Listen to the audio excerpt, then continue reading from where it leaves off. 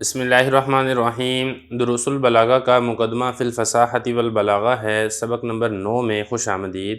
آج کے سبق میں ہم بلاغت کی تعریف پڑھیں گے اور اسی کے ساتھ ساتھ فصاحت متکلم کیا ہوتی ہے اس کو بھی سمجھیں گے۔ عبارت دیکھ لیں، وفصاحت المتکلم ملکۃ یقتدر بها علی التعبیر عن المقصود بکلام فصیح فی ای غرض کان، والبلاغۃ فی اللغۃ الوصول والانتہاء، یقال بلغ فلان مرادہ اذا وصل الیہ، وبلغ الركب المدینۃ اذا انتہا الیہا، وتقع فی الاصطلاح وصفا للکلام والمتکلم۔ عبارت ہو چکی ہے، اب چلتے ہیں اس کے ترجمے کی طرف۔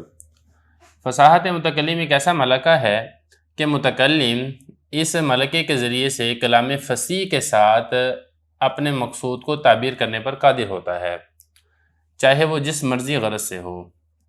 اور بلاغت لغت میں وصول اور انتہا کو کہتے ہیں۔ کہا جاتا ہے بلغ فلان مرادہ، جب وہ شخص اپنی مراد تک پہنچ جائے، اور اسی طریقے سے کہا جاتا ہے بلغ الركب المدینہ، جب قافلہ شہر میں پہنچ جائے، اور اصطلاح میں یہ واقعہ ہوتا ہے کلام کی صفت اور متکلم کی صفت۔ عبارت ہو چکی ہے، ترجمہ ہو چکا ہے، اب چلتے ہیں کتاب کی عبارت کی تشریح کی طرف۔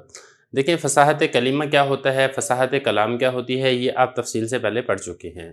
یہاں سے ایک بات تو یہ بتا رہے ہیں کہ فصاحت متکلم کیا ہوتی ہے۔ تو فصاحت متکلم کے بارے میں حضرت نے فرمایا کہ وہ ایک ملکہ ہے۔ اب یہاں پہ سوال ہی پیدا ہوتا ہے کہ ملکہ سے کیا مراد ہے۔ دیکھیں ملکہ سے مراد ایک ایسی کیفیت اور قوت ہے جو نفس کے اندر راسخ اور مضبوط ہوتی ہے، جس کی وجہ سے جو اپنے مافی ضمیر کا اظہار ہے، انسان اس کو کلام فصیح کے ساتھ جس طرح ادا کرنا چاہے اس طریقے سے وہ کر سکتا ہے۔ مافی ضمیر مطلب جو آپ کے دل کے اندر بات ہے، آپ اس کو اظہار کرنا چاہتے ہیں تو آپ جیسے اظہار کرنا چاہیں کلام فصیح کے ساتھ آپ اظہار کر سکیں، چاہے آپ کسی کی تعریف کرنا چاہ رہے ہیں، چاہے آپ کسی کی مذمت کرنا چاہ رہے ہیں، یا اسی طریقے سے کوئی خوشی کی حالت ہے یا رنج و تکلیف کی حالت ہے، ہر حالت میں متکلم اپنے مقصود کا اظہار کلام فصیح کے ساتھ کر سکے تو اس قسم کو کہا جاتا ہے ملکہ۔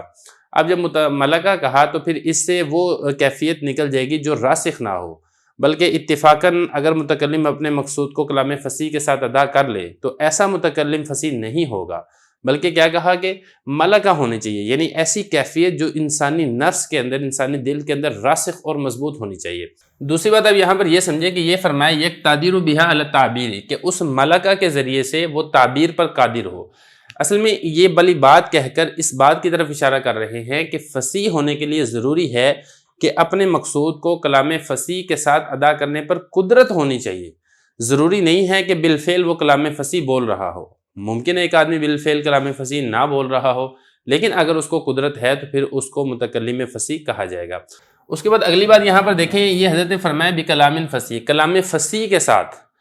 حالانکہ اگر یہ لفظ فصیح کہتے ہیں نا تو زیادہ بہتر تھا، کیونکہ متکلم فصیح کے لیے ضروری ہے کہ وہ لفظ فصیح بولنے پر قادر ہو۔ لفظ فصیح کہیں گے تو پھر اس کے اندر لفظ بھی آ جائے گا، کلام بھی آ جائے گا، مفرد اور مرکب دونوں آ جائیں گے، جیسے کہ صاحب تلخیص المفتاح نے لفظ فصیح کا لفظ استعمال کیا ہے۔ لیکن جب یہ آپ کلام کہیں گے تو پھر اس سے لفظ فصیح خارج ہو جائے گا، تو اس لیے بہتر یہ تھا کہ یہاں پہ لفظ فصیح استعمال کرتے ہیں۔ اب اس کے بعد اگلی بات یہاں پر یہ سمجھے فی ای غرض کانا، جس مرضی غرض سے ہو، تو اس قید سے وہ متکلم نکل جائے گا جو مخصوص مضامین تو کلام فصیح کے ساتھ ادا کرنے پر قادر ہو، دیگر مضامین کو کلام فصیح سے ادا کرنے پر قادر نہ ہو، تو پھر ایسا متکلم نکل جائے گا۔ تو ہم یہ کہیں گے کہ متکلم فصیح وہی ہوگا جو ہر قسم کے مضامین کو کلام فصیح کے ساتھ ادا کرنے پر قادر ہو۔ دیکھیں فصاحت کی تعریف کیا ہوتی ہے، فصاحت کی قسمیں کیا ہوتی ہے، یہ ساری کی ساری تفصیل ہو چکی ہے۔ اب آگے سے بلاغت کی تعریف اور قسمیں بیان کر رہے ہیں۔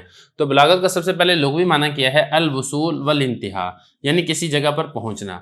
جیسے اسی سے لفظ بلاغت سے ہی ہے بلغہ۔ اگر لفظ بولا جاتا ہے نا عرب کے کلام میں، بلغ فلان مرادہ، فلان شخص اپنی مراد کو پہنچ گیا، یہ کب لفظ بولا جاتا ہے؟ یہ تبھی بولا جاتا ہے اذا وصل الیہ، جب اس کو اس کی جو مراد ہے وہ حاصل ہو جائے۔ تو یہ جو بلاغت ہے اس کا معنی کیا ہے؟ پہنچنا، حاصل ہونا، یہ اس کا معنی ہوتا ہے۔ یہ اسی طریقے سے کہا جاتا ہے بلغ الركب المدینہ، جو قافلہ ہے وہ شہر میں پہنچ گیا۔ دیکھیں رکب ہے، اس کا معنی ہوتا ہے قافلہ، اور مدینہ یہ کہتے ہیں شہر کو۔ تو یہ والا لفظ کب بولا جاتا ہے؟ یہ جو بلغہ ہے یہ اسی بلاغت سے ہے۔